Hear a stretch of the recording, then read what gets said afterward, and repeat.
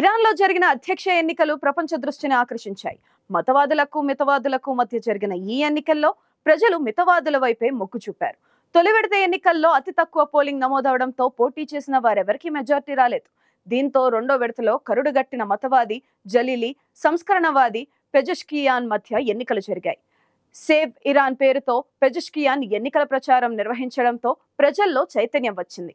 రెండో విడత ఎన్నికల్లో పెజెష్కియాన్ నిలవడంతో ఇరాన్ ప్రజలు కదం తొక్కారు. పోలింగ్ బూత్లకు తరలివెళ్లి పెజెష్కియాన్ కు ఓటు వేసి తమ దేశ అధ్యక్షుడిగా ఎన్నుకున్నారు.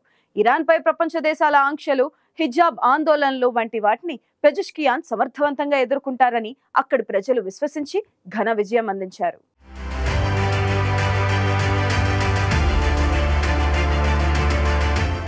హెలికాప్టర్ ప్రమాదంలో మహ్మద్ రైసీ మృతి చెందడంతో ఇరాన్లో అధ్యక్ష ఎన్నికలు జరిగాయి. ఈ ఎన్నికల్లో మతవాదులకు కాలం చెల్లింది. మతవాద రాజకీయాలు చేసిన వారిని ఇరాన్ ప్రజలు పక్కన పెట్టారు. తొలి విడత ఎన్నికల్లో అతి తక్కువ పోలింగ్ నమోదైంది. దీంతో రెండు విడతల్లో జరిగిన పోలింగ్లో సంస్కరణవాది మసూద్ పెజెష్కియాన్ ఘన విజయం సాధించారు. ఇరాన్ సుప్రీం లీడర్ ఖైమనీ ఆదేశానుసారం పనిచేసేందుకు కరడుగట్టిన మతవాది సయీద్ జలీలీ అధ్యక్ష ఎన్నికల్లో పోటీ చేశారు.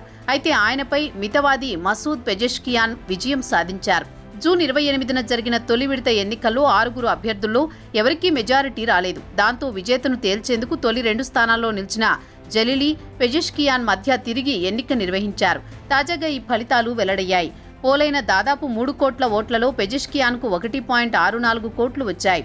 Supreme leader Ayatollah Ali Khamenei అనుచరునిగా పేరుపడ్డ జలీలీ 1.35 కోట్ల ఓట్లు మాత్రమే సాధించారు. దేశ 9వ అధ్యక్షునిగా పెజెష్కియాన్ ఎన్నికైనట్టు అంతర్గత మంత్రిత్వ శాఖ అధికారికంగా ప్రకటించింది. ఇరాన్పై దశాబ్దాలుగా ఆధిపత్యం చలాయిస్తూ వస్తున్న మతవాద కూటమికి ఈ ఫలితాలు గట్టి షాక్ ఇవ్వడమే కాక సంస్కరణవాదుల్లో జోష్ నింపాయి. నిజానికి ఈసారి అధ్యక్ష ఎన్నికల ప్రక్రియనే బహిష్కరిస్తున్నట్లు ప్రకటించిన ప్రజలు శుక్రవారం రాత్రి జరిగిన ఓటింగ్లో అనూహ్యంగా భారీ సంఖ్యలో పాల్గొన్నారు. దీంతో 53% పైగా ఓటింగ్ నమోదైంది. తద్వారా ఖమేనీ ఏకపక్ష పోకడలపై ప్రజలు స్పష్టమైన వ్యతిరేకత వ్యక్తం చేశారని రాజకీయ విశ్లేషకులు చెబుతున్నారు.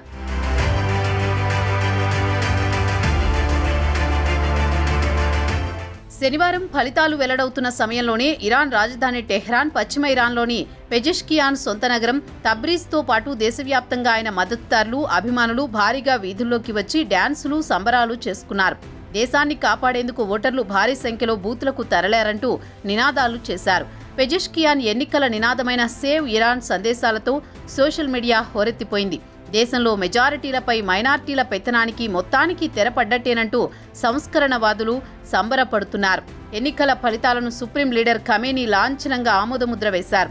30 రోజుల్లో పెజెష్కియాన్ బాధ్యతలు స్వీకరించనున్నారు. 4 ఏళ్ల పాటు పెజెష్కియాన్ పదవిలో కొనసాగనున్నారు.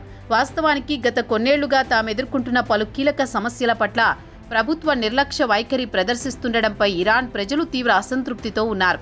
ఖమేనీ యంత్రాంగం తీరుకు నిరసనగా ఈసారి అధ్యక్ష ఎన్నికల ప్రక్రియ మూకుమ్మడిగా బహిష్కరించారు. దాంతో తొలి రౌండ్లో దేశ చరిత్రలోని అత్యల్పంగా కేవలం 40% పోలింగ్ నమోదైంది. అత్యంత మితవాదిగా పేరొందిన పెజెష్కియాన్ అనూహ్యంగా తుది పోరులో బరిలో నిలవడంతో ఆయనకు మద్దతుగా వారంతా భారీ సంఖ్యలో పోలింగ్ బూత్లకు తరలివచ్చారు. పోలింగ్కు ముందు నుంచి పెజెష్కియాన్ ప్రచార సరళికి, సేవ్ ఇరాన్ నినాదానికి దేశ యువత బాగా ఆకర్షితులయ్యారు. ఇస్లామిక్ పాలనకు తెరపడాల్సిందేనని యువతతో పాటు విద్యావంతులు కూడా తొలిసారిగా బాహాటంగానే వ్యాఖ్యలు చేస్తూ వచ్చారు. కరడుగట్టిన మతవాది అయిన జలీలీ ఇరాన్ను ఎప్పటికీ ఏకం చేయలేరని వారంతా ప్రచారం చేశారు. దీంతో ప్రజల్లో మార్పు వచ్చింది. జలీలీని ఓడించడం ద్వారా నిరంకుశ మతవాద పాలనకు వ్యతిరేకంగా ఇరానీలు స్పష్టమైన తీర్పు వెలువరించారు. ఖమేనీ మతవాద పాలన, హిజాబ్ను తప్పనిసరి వంటి కఠినతరమైన సామాజిక నిబంధనలు, ఇరాన్పై ఆర్థిక ఆంక్షలను ఎత్తివేసేలా అంతర్జాతీయ సమాజంతో చర్చలను ముందుకు రాని పోకడలపైన ప్రజలు తమ వ్యతిరేకతను ఓటు రూపంలో స్పష్టంగా వ్యక్తం చేశారు.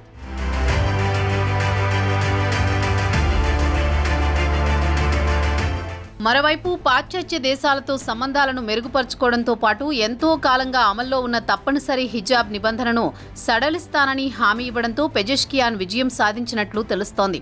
69 ఏళ్ల పెజెష్కియాన్కు హార్ట్ సర్జన్గా దేశవ్యాప్తంగా అపారమైన పేరు ప్రఖ్యాతలున్నాయి. ఆయన ఇరాక్, ఇరాన్ యుద్ధంలో పాల్గొన్నారు. గత 16 ఏళ్లుగా పార్లమెంటు సభ్యునిగా ఉన్నారు. డిప్యూటీ స్పీకర్గా 4 ఏళ్ల పాటు ఆరోగ్య మంత్రిగా కూడా చేశారు. మతపరమైన మైనార్టీ అయిన అజరీ సామాజిక వర్గానికి చెందిన వ్యక్తి కావడం ఈ ఎన్నికల్లో పెజెష్కియాన్కు మరింత కలిసొచ్చింది. ప్రచారం పొడవునా కూతురుని వెంట ఉంచుకోవడం ద్వారా మహిళలకు మరింత స్వేచ్ఛ ఇవ్వాల్సిన అవసరాన్ని ఆయన తెలియజెప్పారు. అధ్యక్ష ఎన్నికల్లో విజయం సాధించిన పెజెష్కియాన్ను సుప్రీం లీడర్ ఖమేనీ అభినందించారు. ఎన్నికైన అధ్యక్షుడు దేవుడి విశ్వాసాన్ని పొందుతారని భావిస్తున్నా తన విజన్తో ఉన్నత స్థాయికి తీసుకువెళ్లేలా కృషి చేస్తారని ఆశిస్తున్నానని ఖమేనీ పేర్కొన్నారు. ఇదిలా ఉండగా లెక్కలేనన్ని సమస్యలు పెజెష్కియాన్కు స్వాగతం పలుకుతున్నాయి. దేశ ఆర్థిక వ్యవస్థ అత్యంత దయనీయంగా ఉంది. ఇరుగు పొరుగుతో సంబంధాలు దారుణంగా దిగజారాయి.